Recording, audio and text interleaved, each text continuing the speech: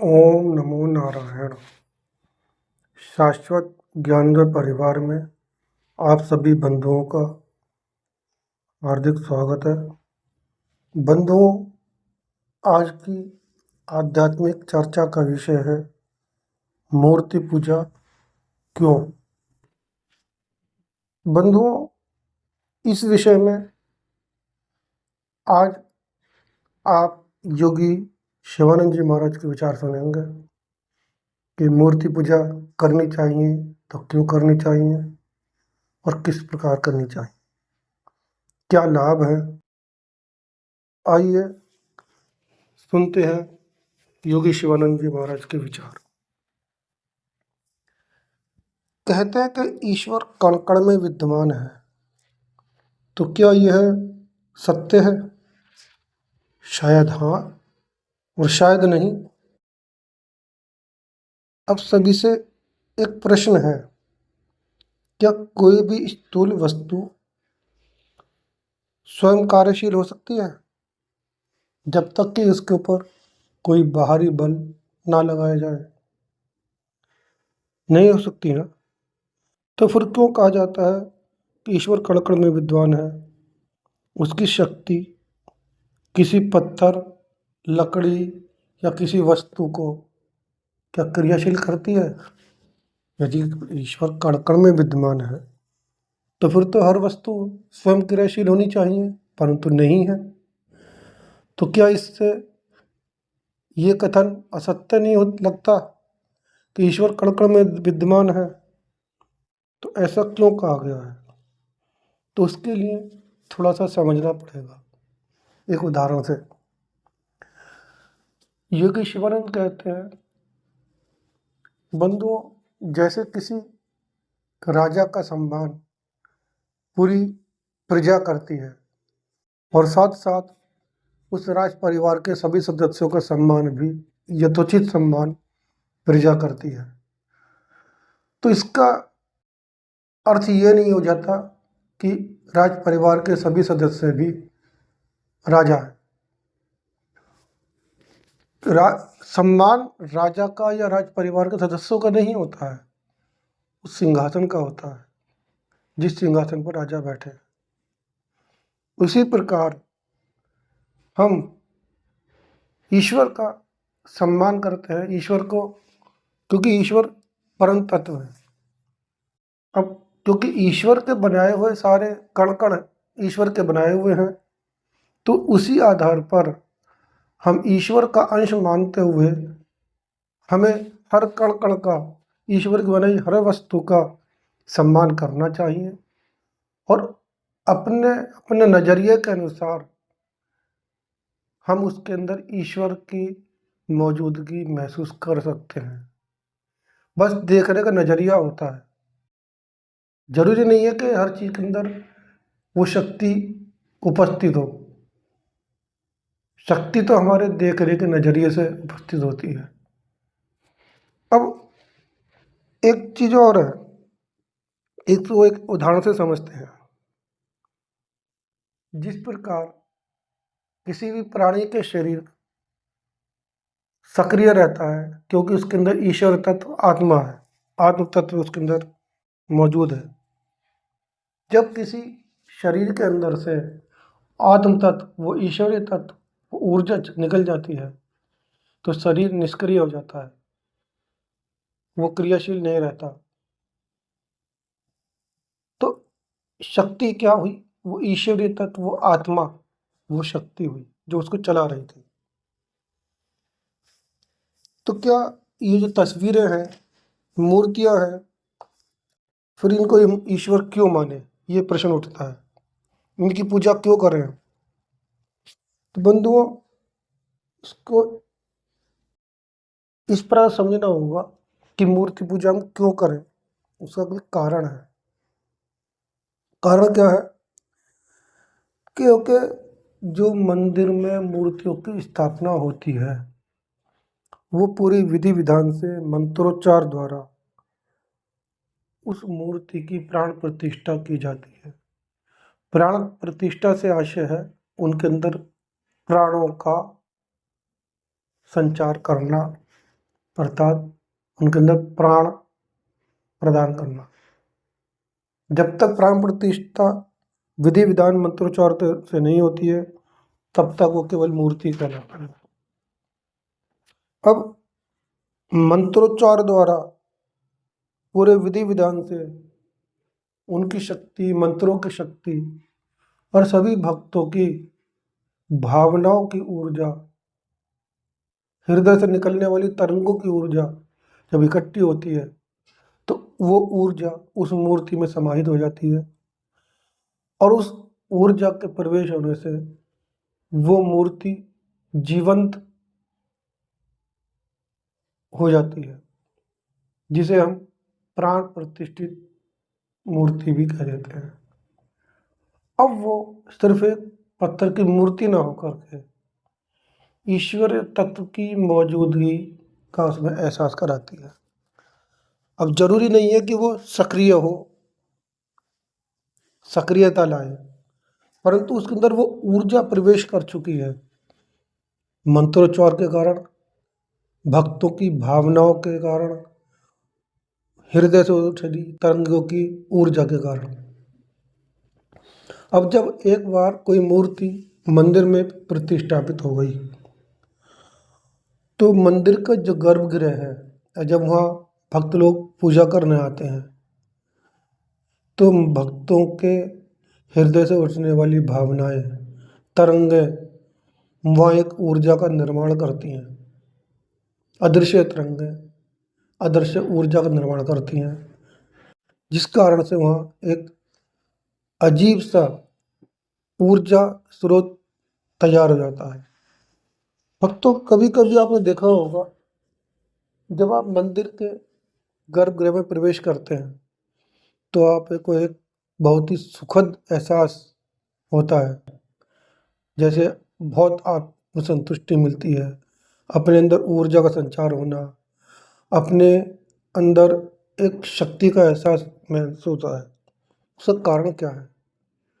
उसका कारण यही है कि वहाँ आने वाले भक्तों के हृदय से निकलने वाली तरंगों से जो ऊर्जा पैदा हो रही है, मंत्रोच्चार द्वारा जो ऊर्जा पैदा हो रही है, मूर्तियों के द्वारा जो ऊर्जा का वहाँ से संचरण हो रहा है, वो सब वहाँ ऊर्जा इकट्ठी हो रही है और हमको उसकी शक्ति का एहसास भी होता है। तो बंधुओं, मूर्ति पूजा इसलिए जरूरी है। अब एक चीज और है, यहाँ एक प्रश्न उठता है कि आपने देखा होगा वहाँ मंदिर में जब पूजा करने जाते हैं, कुछ लोगों का ध्यान तो पूजा की तरफ होगा, पूरी तरह से ध्यान से अपना पूजा कर रहे हैं, मन से कर रहे हैं, हृदय की भावनाओं से कर रहे हैं। कुछ भक्तों का ध्यान पूजा में तो है, लग रहा है कि वो पूजा कर रहे हैं, परंतु लग रहा है कि दैनिक कार्य क्रियाकलापों की तरह से उस पूजा के कार्य को निपटा रहे हैं। ध्यान उनका अपने ऑफिस की जाने की जल्दी में है, या दुकान खोलने की जल्दी में है, या घर परिवार की तरफ है। तो बंधु, वो पूजा नहीं है, वो सिर्फ एक दैनिक क्रियाकलाप करने की जल्दबाजी है।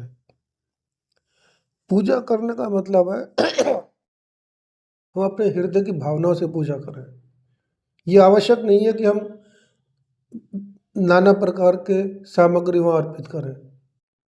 अगर हम केवल अपनी भावना को ही वहाँ अर्पित करते हैं तो हमारी भावनाओं की जो तरंगें उठती हैं वो ईश्वर को प्राप्त होती हैं। हमारी भावना ही हमें ईश्वर से मिलाती हैं, वही हमारी पूजा है। अब प्रश्न उठता है कि ईश्वर को कहाँ खोजें?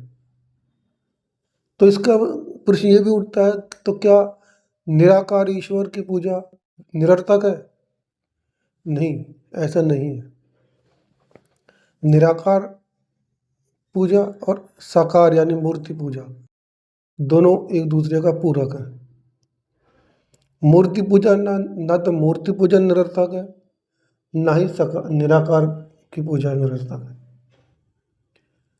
हाँ, दोनों एक दूसरे से पूरक है।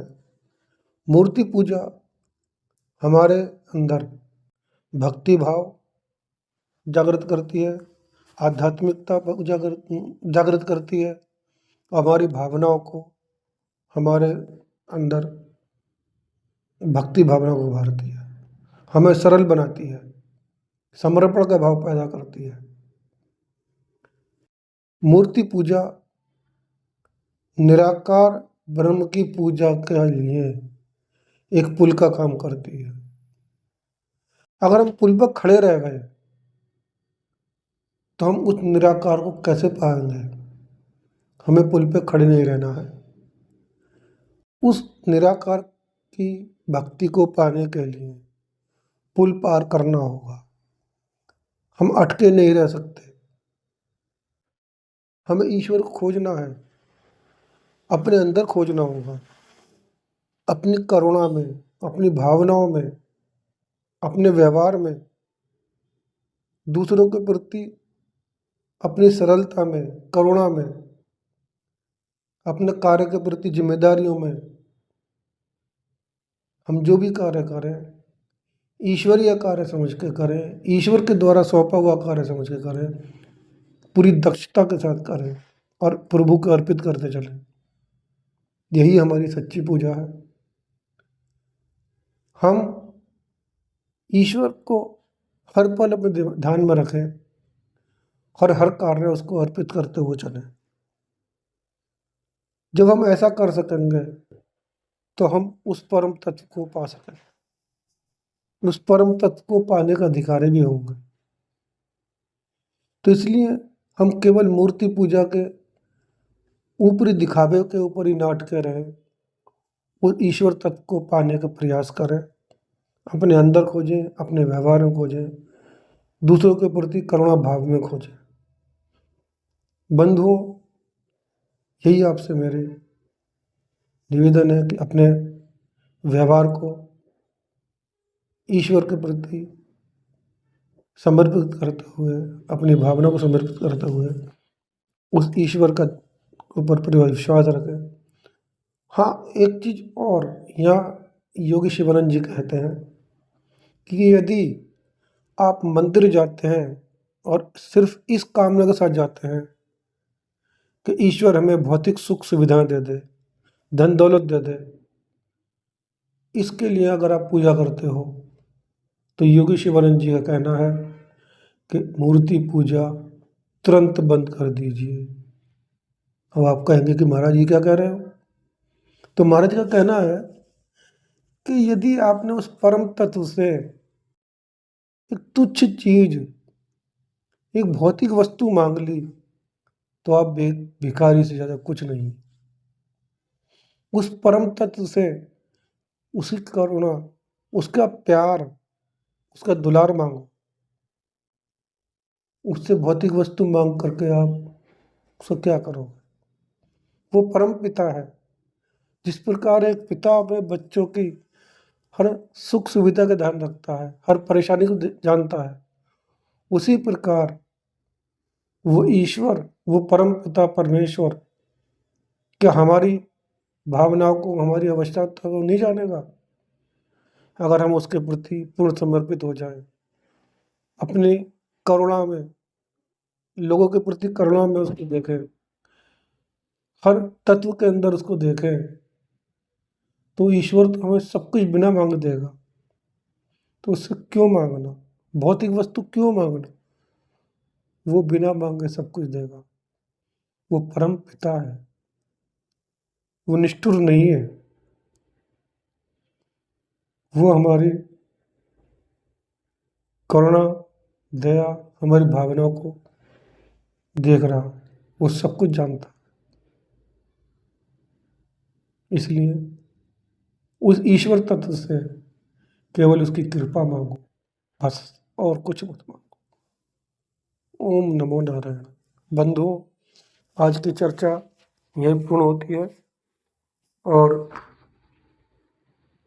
आपसे एक विनम्र निवेदन है कि वीडियो को शुरू से लेकर अंत तक पूरा देखें, पूरा सुने, क्योंकि आधा अधूरा सुन करके आप इस विषय को, किसी भी विषय के पूरे सार को आप गंवा सकते हो, उसका लाभ गंवा सकते हो। इसलिए मेरा आपसे विनम्र निवेदन है, इनको पूरा सुने, ध्यान से सुने।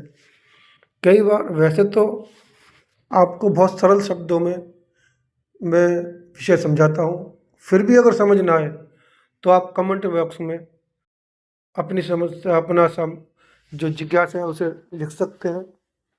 और एक चीज़ और, इस वीडियो को या हर वीडियो को शेयर अवश्य करें और अपने कमेंट में अपने विचार अवश्य प्रेषित करें, ताकि इसका लाभ अन्य लोगों को भी मिल सके, अन्य भक्तों को मिल सके। तो इसी निवेदन के साथ कि इस वीडियो को पूरा देखें, अधिक से अधिक शेयर करें और अपने विचार कमेंट्स में अवश्य लिखें। ओम नमो नारायण। मिलते हैं अगले वीडियो में। ओम नमो नारायण।